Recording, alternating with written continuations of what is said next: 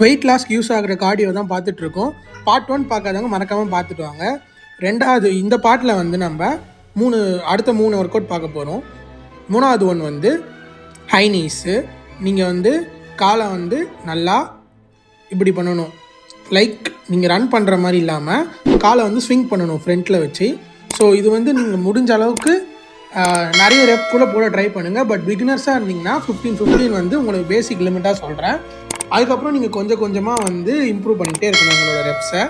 Sets கூட நீங்கள் improve பண்ணலாம். தென் நாலாவது வந்து உங்களுக்கு வந்து டோஸ் டச். அதாவது நீங்கள் வந்து ஸ்ட்ரெயிட்டாக நின்றுக்கிட்டு உங்கள் டோவை வந்து டச் பண்ணணும், காலை நல்லா தூக்கி.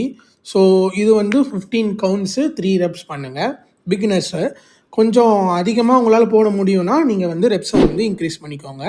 லாஸ்ட் ஃப்ளோர் ஒர்க் அவுட் வந்து மவுண்டன் கிளைம்பிங். நீங்கள் வந்து இந்த மாதிரி புஷ்அப் பண்ணுற பொசிஷனில் இருந்துக்கிட்டு காலை நல்லா மவுண்டன்ஸில்